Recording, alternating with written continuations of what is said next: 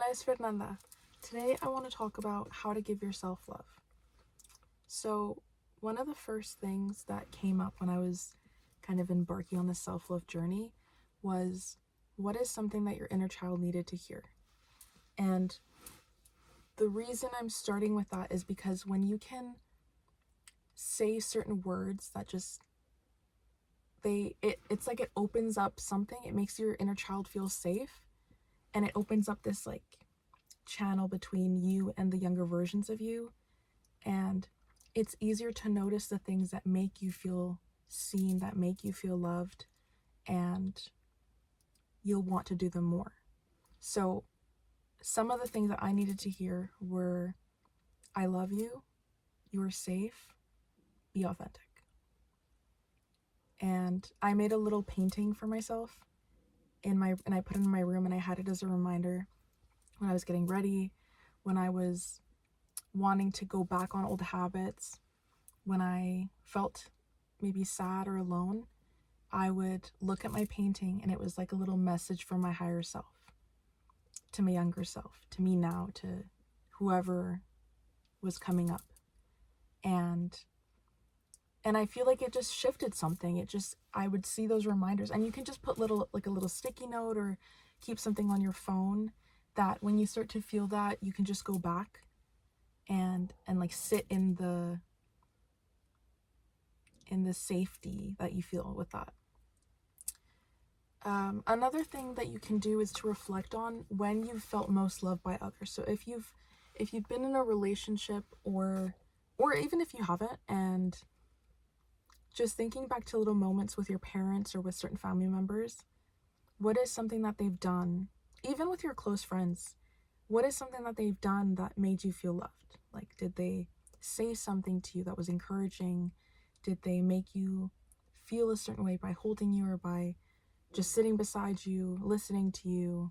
Did they make you something? You can think back to certain moments and what was it that happened. And you could also start learning about the love languages. And if you don't know about them, there's 5. There's quality time, words of affirmation,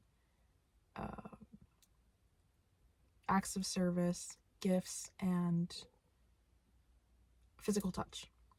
And all of us will feel loved with one or a couple over the others, and it changes for everyone, and it can even change in your life, like throughout your life, I mean.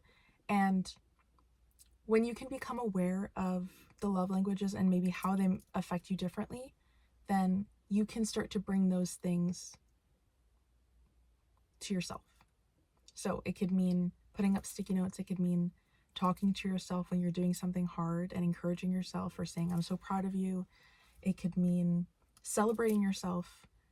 Like, I literally, if I do something and I want to show that I'm proud, I'll literally put my hands up and be like, yes, good job. And like hype myself up. And it's really fun. And then you're not depending on other people for this love. And it's the same thing for what else did I write? Learning yourself. Like, what makes you feel calm amidst chaos? Or what makes you feel good after a sad day or a hard day? Like, it could be taking a bath. It could be making yourself a warm meal. It could be cleaning your room and having an everything shower, and like just feeling so cleansed and like you've released whatever happened throughout the day. Learning these things helps you to regulate yourself and to come back to your center, and it's just like a gift to yourself.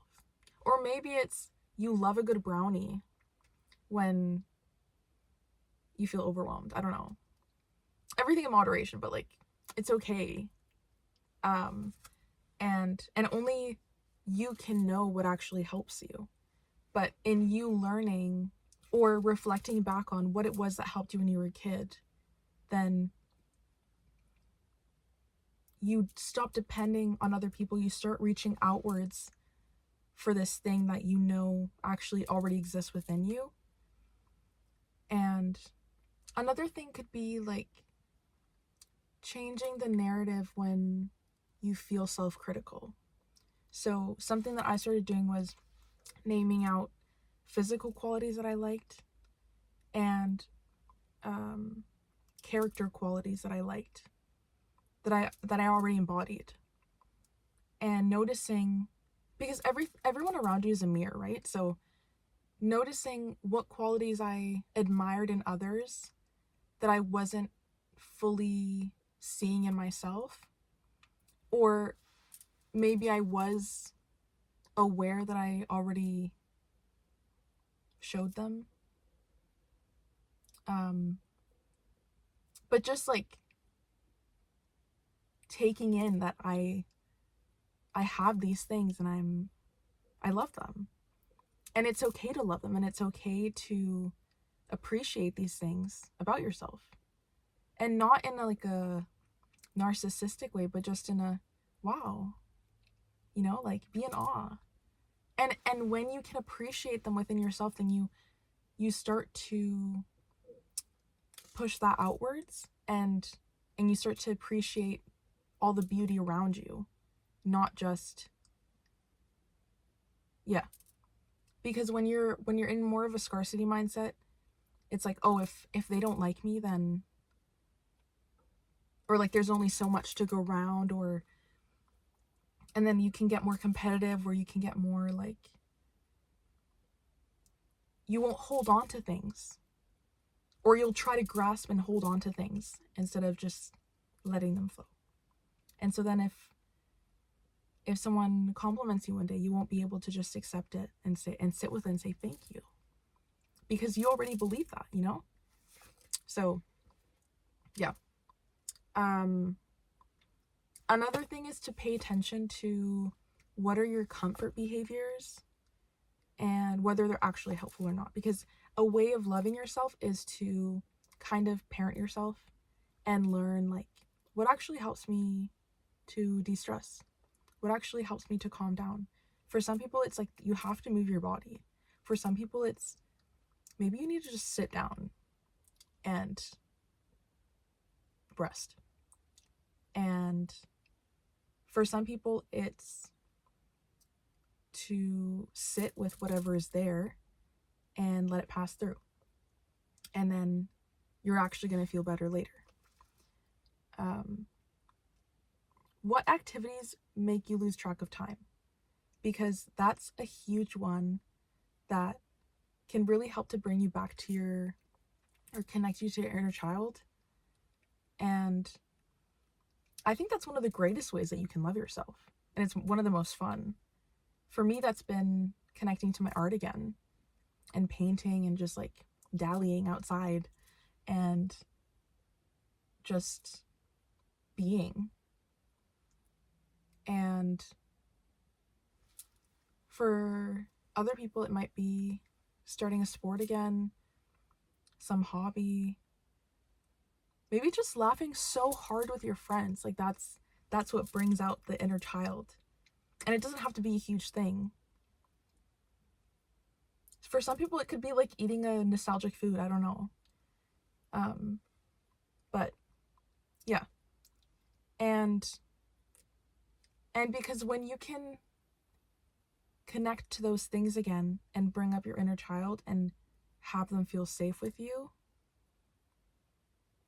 it's like a different type of knowing, a different type of understanding of yourself, that no matter how much someone else can buy you or buy for you or do for you, like it's an internal knowing, an internal, you perceive love differently. You start to see it everywhere. You start to accept the vastness of it. And it's not limited to someone's actions or words or proving your worth. It's just you exist, and so does love everywhere. And You don't need to earn it. You can just be aware of all the little ways that it shows up.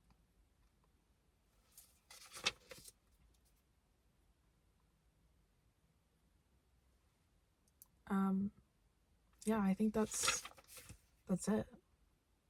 And it's kind of fun to get to know yourself again. It's kind of fun to get to learn about what ways you actually feel loved. And it can maybe help to, like, if you had a childhood nickname, or just to give yourself a nickname, or just imagine you're speaking to a younger version of yourself. And sometimes it's hard to recognize which one is coming up, because a lot of the time when you feel emotions, like those messengers, it's an old version that's bringing up that pattern for you, right? So when you can kind of start to tell, or you can remember, like, oh, that's why journaling is so helpful.